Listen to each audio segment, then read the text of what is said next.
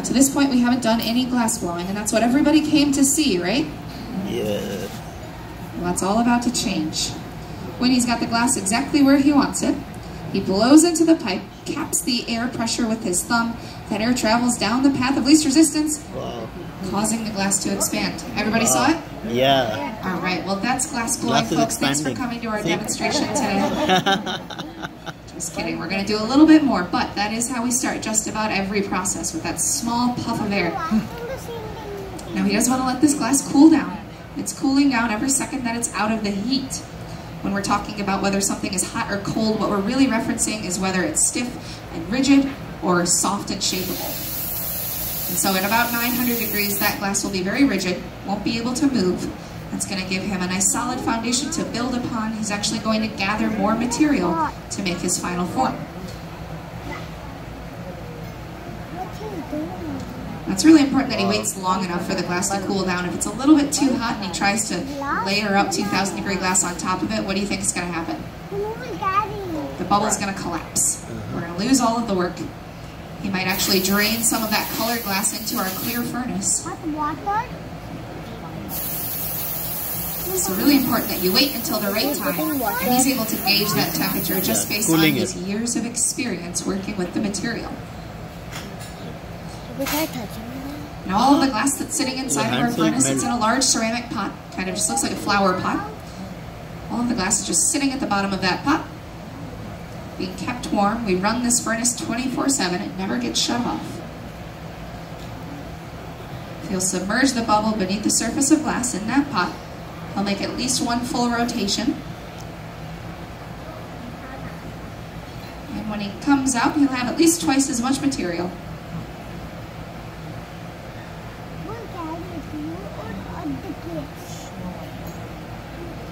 Wow.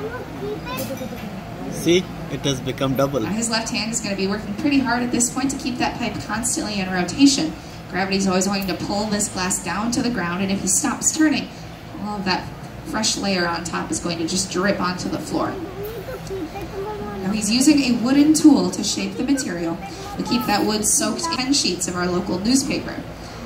That's right, we fold it into a pad and again soak it in water, so it works just like the block, but you have more versatility as far as the shapes that you can achieve with it, because we can actually use the contours of our hands to shape the material.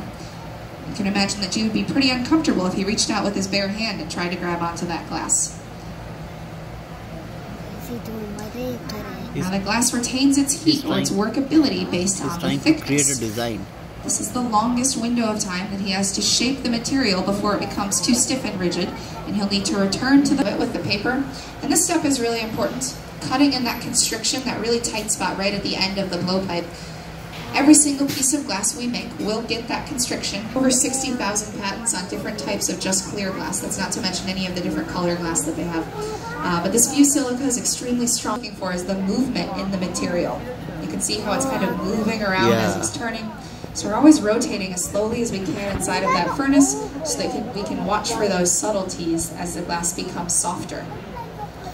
And it's really important that he got the right temperature for that move. If he had a little bit too hot and he's hanging it down like that, could get away from him pretty quickly. We'd end up with something really, really long. Too cold, he could hang it down as long as he wanted to. He could swing it over his head all over the place, and absolutely nothing would happen. The glass would stay put. What is your hand melt? That means your hand will fall out and it will start melting. So we've got a really nice tall vase here.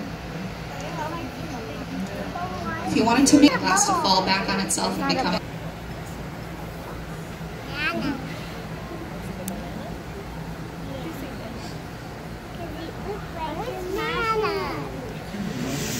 Wow. My fire is coming out. Okay. So G wants to drop a stem and a foot onto this piece. You're going to drop it up? Okay. For you.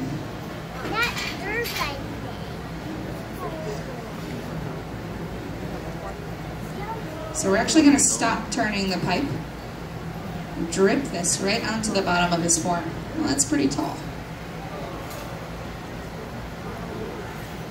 How does it drip down, Papa? Because glass is so heavy. It is so much. What he's going to do with that? He's This trying is a to make solid it. massive glass. It is retaining a lot of heat there. You can see that it's still molten and moving around. He's chosen a graphite paddle, which is a really good choice at this point because the graphite absorbs more heat. Put it in the oven. So that it becomes liquid, and now he can play around with it. So see, he's trying to make shape. Yeah, he's trying to make shape out of it.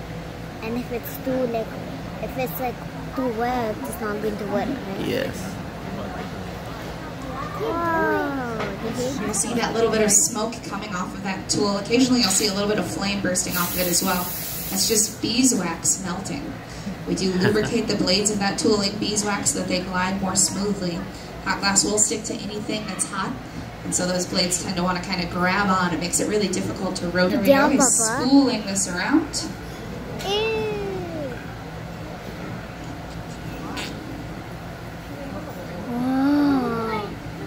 Wow. How does the bubble come? This tool is really difficult to use. He makes it look really easy. It's a pretty simple design, but it's so challenging. It's those two boards of wood. It's got a hinge attached to it. It feels like it's a spinner, right? That's at the bottom of the stem. Could it spin? Using this tool, he's able to squeeze this glass into a nice flat round disc. But it's really easy to end up with something that looks kind of like center. It's just not going to go well. It's like a spinner. So he broke the top, and now it's fixed on the bottom, right? So the That might be one of the wildest crowds I've heard all day. And again, we usually do have to tell that something is handmade. Most of the glass that you find in stores, it's going to be made by machines. The processes were automated with the invention of the glass ribbon machine in 1921. But there are certain things that machines can't do. And the application of these secondary bands of color or decoration or texture is one of those things.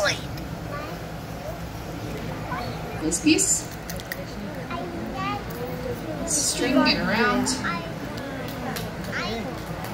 The crowd goes wild one more time. wow.